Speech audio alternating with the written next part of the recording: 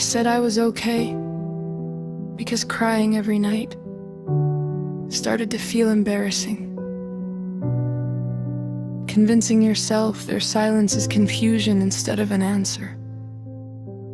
Telling your friends they just need time while your heart quietly realizes you were never chosen. And maybe that's what hurts most. Not losing them, but realizing when love stood at a crossroads, they did not pick you. You become a lawyer for people who already left. You defend their disrespect, explain their distance, translate their coldness into temporary pain. They're overwhelmed. They're going through something. They still care. Meanwhile, their absence keeps speaking in a language you refuse to understand. Denial is dangerous like that. It turns hope into self-destruction because some people don't stay, and the hardest thing in the world is admitting you cannot love someone into becoming who you needed.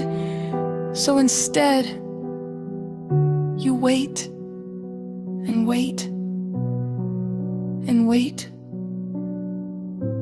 Like loyalty can reverse abandonment, I think some of us would rather suffer familiar pain than face unfamiliar emptiness, so we lie to ourselves beautifully.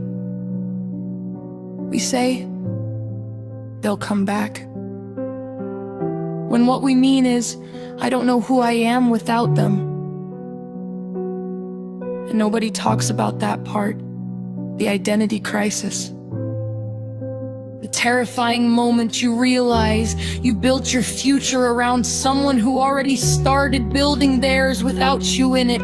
That kind of denial doesn't scream, it dissolves you slowly.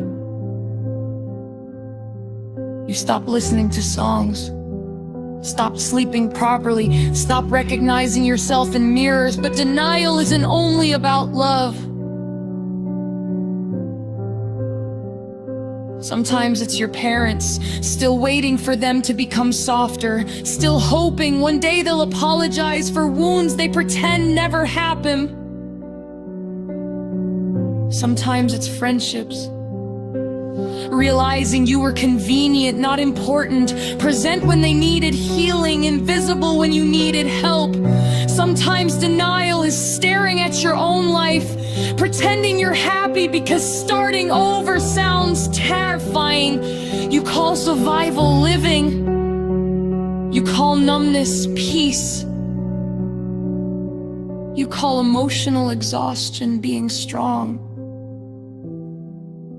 But deep down, you know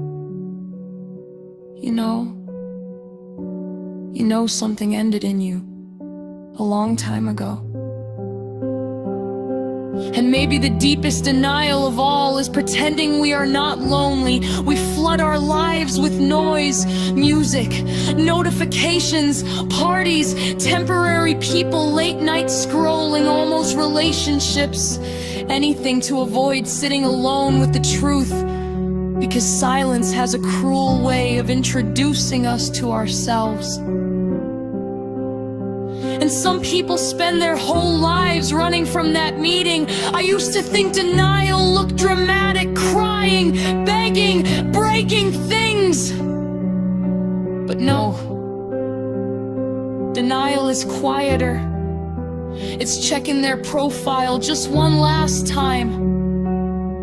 It's keeping photos you know should be deleted. It's rereading old memories like they are sacred scripture. It's hearing, I don't want this anymore, and somehow translating it into, maybe if I love harder. No one admits how humiliating hope can become, especially when you're the only one still carrying it.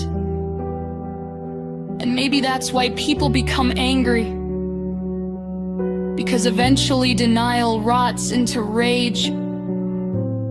But the truth, healing begins the moment denial dies, the moment you stop romanticizing people who made you question your worth.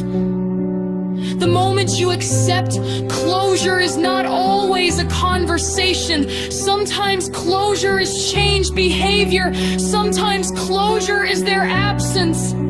Sometimes closure is realizing you deserved honesty the entire time. And maybe acceptance isn't this beautiful, peaceful thing. Maybe it's ugly at first. Maybe acceptance looks like crying in the bathroom while deleting photos. Maybe it looks like blocking someone with shaking hands. Maybe it looks like finally admitting they hurt me. They replaced me. They chose someone else. And I cannot keep abandoning myself, trying to deny it. Acceptance alone can save a life, because the saddest thing isn't heartbreak. It's losing yourself, trying to keep someone who already let go.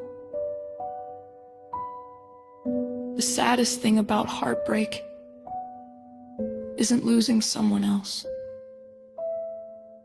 It's losing yourself, trying to keep them. So here's the truth nobody wants to hear. Some people will leave without explanation. Some hearts will outgrow yours. Some stories end without warning, and still, life continues. Slowly, painfully, but it continues, one honest realization at a time. Until one morning, their name no longer ruins your day, until your chest stops sinking every time your phone lights up, until you finally understand. Acceptance is not forgetting. Acceptance is no longer fighting reality. And maybe freedom is not getting them back. Maybe freedom is finally choosing yourself after begging others to choose you for too long.